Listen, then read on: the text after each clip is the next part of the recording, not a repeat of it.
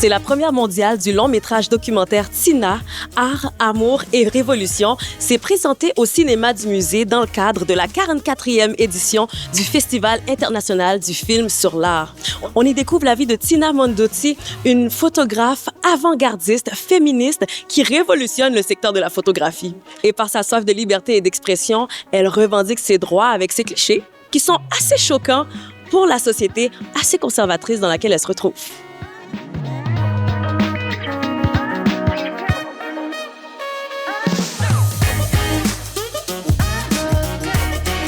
Aujourd'hui, qu'est-ce qui vous pousse à être présente ce soir? Eh bien, on vient soutenir notre amie Daniela qui a produit le film. Est-ce que vous connaissiez Tina Mondotti avant? Grâce à Daniela. Oui. Vous vous attendez à quoi? Un chef-d'œuvre. Ah, un chef-d'œuvre. Exactement, à l'image de Daniela. Ben oui. Est-ce que vous êtes là pour Daniela, pour supporter Daniela? C'est parce que vous êtes des fans de Tina Mondotti? On est là pour Daniela et on va découvrir Tina grâce à Daniela. On est super contents. À quoi vous vous attendez ce soir?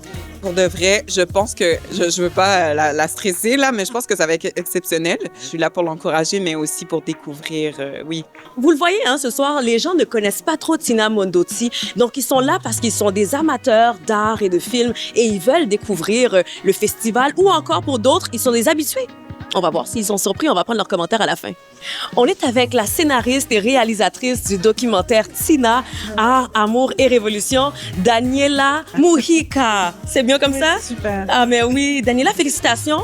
Merci. C'est la première mondiale de ce documentaire, de cette œuvre. Comment tu te sens?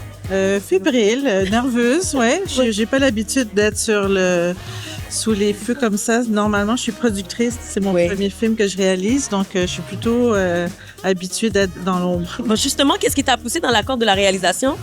C'est un projet que ça fait quand même longtemps que je voulais faire. Ma mère est photographe. Puis elle m'a beaucoup parlé de différents artistes, photographes, artistes femmes d'Amérique latine, entre autres. Et ça trottait dans ma tête. Puis je me suis dit, bon, je vais me lancer. J'ai toujours produit les autres. Mais là, c'était une histoire un peu plus plus reliée à mon histoire personnelle et celle de ma mère. Tina Mondotti, c'est pas quelqu'un qu'on entend beaucoup parler. Donc, j'étais comme, qu'est-ce qui t'a poussé à aller vers elle? Mais qu'est-ce qui t'a marqué? Parce que tu as dû voyager alors pour aller raconter son récit. Comment ça s'est passé? Qu'est-ce qui t'a touché pour pouvoir parler de son parcours et de sa vie? Bien, c'est une femme passionnante parce que des années 20-30, donc ça fait 100 ans, mais elle était vraiment à l'avant-garde. Oui. Puis on dirait même qu'elle était très actuelle. Est-ce que lorsque tu faisais tes recherches, c'était un peu complexe de retracer son histoire? Oui, absolument, parce que comme elle était communiste, il y a beaucoup de légendes aussi sur elle. Il y a eu, elle a fréquenté beaucoup de politiciens, beaucoup d'artistes très connus, beaucoup de révolutionnaires. Mais à l'époque, il y avait énormément d'espions aussi. Donc, il y a plein de théories. Qu'est-ce que tu aimerais que les gens retiennent de cette œuvre? Ben, je pense que c'est vraiment de découvrir cette personnalité, puis cet artiste, puis se dire qu'il y a toujours quelqu'un dans l'ombre de plusieurs artistes ou dans l'histoire de l'art qui est raconté en Occident, souvent raconté par les hommes ou par les manuscrits plus officiels. Il y a toujours plein d'histoires qu'on connaît pas. Il y a toujours des pépites et des artistes qui sont moins connus, mais qui ont énormément à dire. Écoute, tu nous fais voyager avec tous tes documentaires que tu réalises, que ce soit Mémoire vive en Haïti ou bien Hôtel Beyrouth, le Liban. Tu nous emmènes où voyager avec tes prochains projets? Là, on va vers quoi? Le prochain, je m'en vais. C'est vraiment au niveau de la production, mais on produit maintenant une autre histoire d'une artiste, mais en Algérie. On part aussi au Bénin, raconter l'histoire d'une reine, ça c'est encore avec Natif, une reine oubliée de l'Empire Dahomey. Donc on part en tournage au Bénin, on part aussi au Sénégal, Natif aussi est partenaire, une coproduction, une fiction. Et ben, bravo pour ce que vous nous faites découvrir. Merci de nous faire voyager et de mettre de l'avant et en lumière ces récits qui sont souvent dans l'ombre. Moi, je te souhaite félicitations là justement et plein de prix avec cette œuvre et ces documentaires. Merci à toi, Merci. Daniela. Merci. Est-ce que c'est votre première fois au festival? Oui, pour moi, c'est la première fois. Ouais. Ouais, de même. Alors, vous êtes ici ce soir pour voir le film. Qu'est-ce qui vous a poussé à être présent?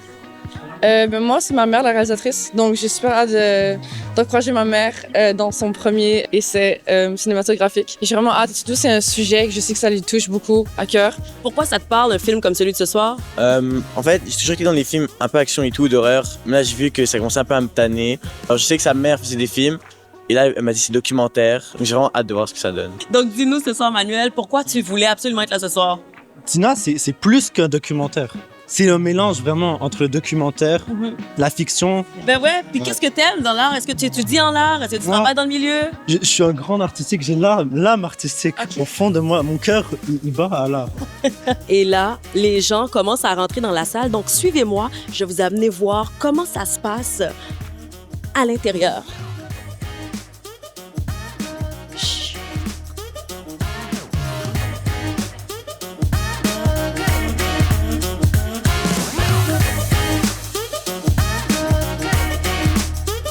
Alors là, je suis avec Aline Sitoé Ndiaye. Aline, moi, je suis vraiment contente de te voir parce que sans toi, il n'y aurait pas eu ce magnifique film parce que t'es la monteuse là, du film. Est-ce que tu es satisfaite de ton travail aujourd'hui? Comment tu as vécu ça, la première?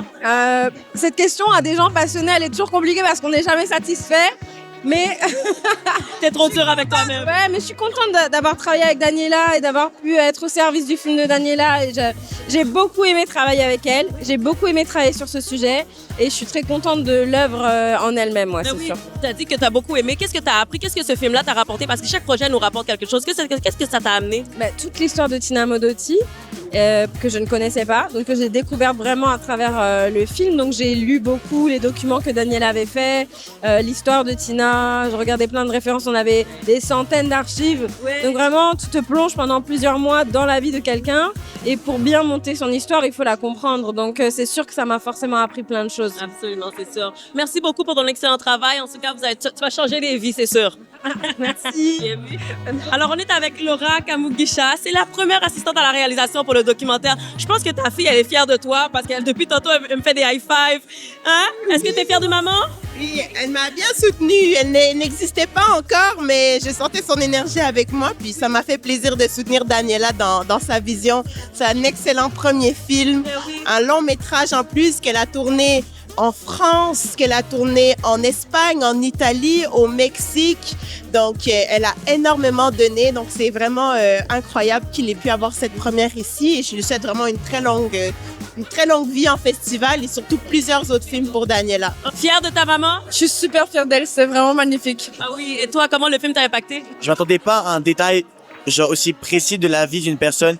On est droit à une histoire amoureuse et en même temps culturelle.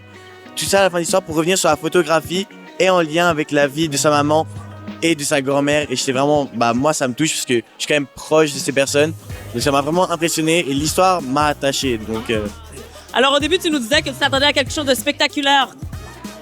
Verdict. Il y a un seul mot. Waouh!